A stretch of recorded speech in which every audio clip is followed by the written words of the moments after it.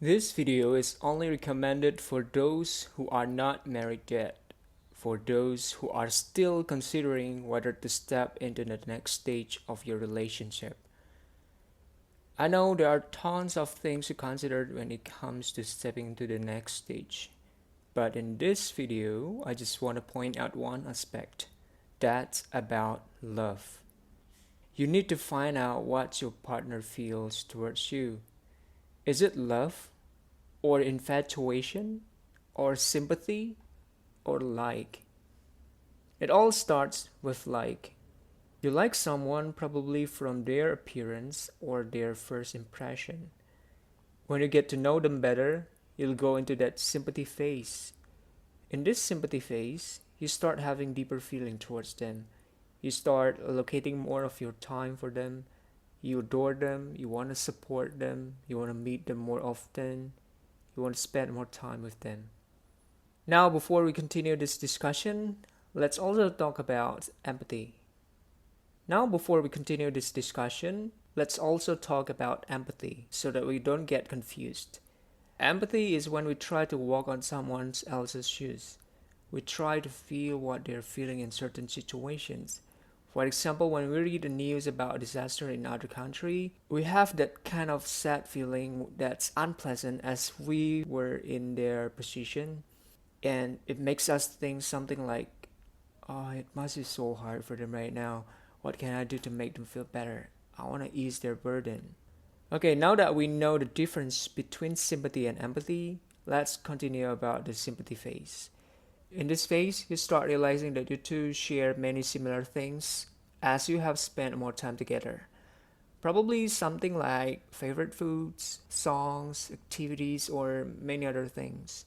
You feel like they have something that you've been seeking, or probably you feel comfortable when you talk to them or when you're around them. You feel like they can give you what you need. Oh, I need someone who can lead me because I'm type of person who can't really make a decision. And then you meet this person who can lead you, who can make a right decision for you. Or you're probably this type of person who likes traveling, and then you meet this person who also likes traveling. All those similarities can make you feel you want to have that person as yours, and you also want to become theirs. It grows a stronger feeling called infatuation. In this phase, it will be painful if you think that the person you are infatuated with don't care much about you, or you feel that they don't want you, or they don't miss you as much as you miss them. It is an unstable state where you can feel empty if you don't get what you want from them, if the reality is not like your expectation. That is why I always underline one thing to do before you try to love others. You must first love yourself. If you don't love yourself when you step into a relationship, to you they are your only source of love that you have. And when they don't love you back or they don't treat you like what you want them to do, you feel empty and hurt. There are also some worst cases when someone don't love themselves and they feel that they are not loved as well. They tend to self-harm. However, if you love yourself and when your lover or someone you love don't love you back or don't pay enough attention to you, you'll be able to handle that better and wiser. You'll still be able to focus on other things instead, like doing your hobbies or works. You realize that other people still love you. You still have your parents, your siblings, your friends. You don't really focus only on one person to love you back. Because of that, dear parents or family, please love your children, your siblings, your cousins, so that the people you love have their world with you besides their own world that they are going to create in the future with their lover. Why do I say they are going to create their own world? Because that world they are going to create is not necessarily for them, even if they think so. Many people are in toxic relationships that are actually not for them, but they force themselves into the relationship because they are not being rational. They actually know that partners are not good for them, but they keep trying to find some things to convince themselves that their partners are the only one who can love them. Most of the time, these people will only realize their mistakes later when they have broken up, moved on, and found the right person. They would look at the past and laughed on how silly they were to be in that kind of relationship that they didn't want to let go at the time. They are grateful because in the end, they can get out from that situation. Now moving on to the love phase. In marriage, of course, you're gonna need love. If you love your partner and your partner loves you back, they are most likely your soulmate. There are many married couples out there that feel empty in their marriage because they don't get married because of love. They probably are married to a good person, but that doesn't always mean that the person is their soulmate though. Your soulmate is someone good that is just right for you or perfect for you. Why right or perfect? Because we know there are lots of good people in this world, so it doesn't mean that you can just choose one good person to be your life partner. There must be only someone that is right for you. Again, there are many married couples who feel empty in their marriage because they forced their marriage for some reasons. They're both good person. They just don't have love when they decided to get married. And after years, that love still doesn't grow. So don't really believe that love will grow eventually because in fact, many people don't feel the love grow in their relationship even after years. Probably only some of married couple who experience that kind of love. Probably they luckily are married to their soulmate whom initially they didn't love. What if it doesn't happen in your marriage? So don't risk your marriage. I think it's better to play it safe. Be wise. Don't rely on something that you are not sure in the future. It's just like when someone wants you not to smoke because it's bad for your lungs. Then some smokers claim they are doing well even though they smoke every day heavily. Then it makes you less hesitant to smoke. Probably the good analogy for this love is like when you want to grow some seeds, you have to find the right condition and biome for the seeds to grow.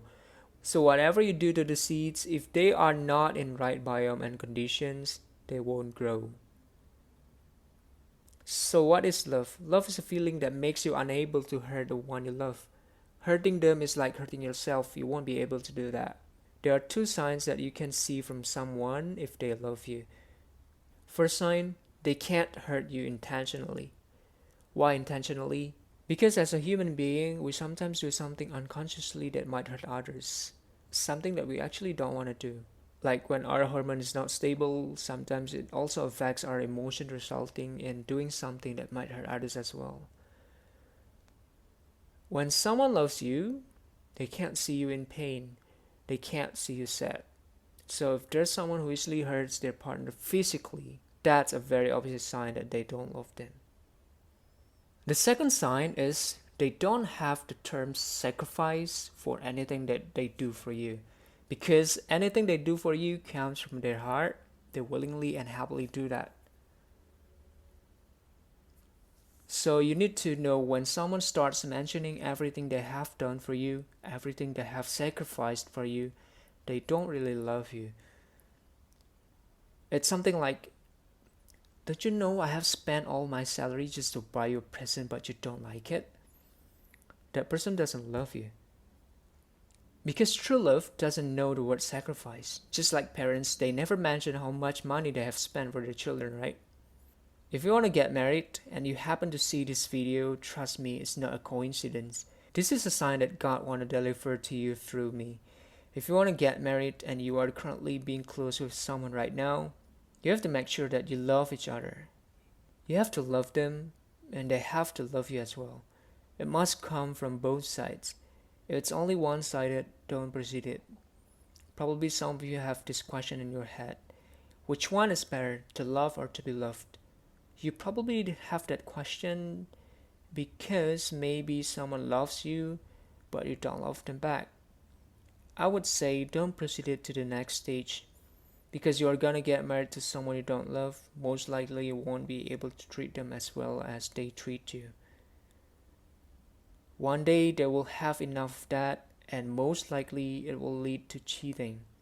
Probably they see someone else that treats them with love, that care about them, or they get something from that person that they don't really receive it from you as a partner. They start feeling that they are treated special and nicely by that person while you treat them bad. They'll start comparing you and that person in their head because as a human being, of course, we would love to be treated nicely by others, especially by our husband or wife. I also deal with so many cases where the children don't see love from their parents. They don't see their parents love each other. They grow with loveless parents. and they don't see the warmth between their parents. As a result, they grow as a cold person. For your children, witnessing the parents showing their affections and loving each other is good for their development. Witnessing that will form them to be warm and full of love. Don't risk your marriage waiting for uncertain things. Just marry someone you love and loves you back.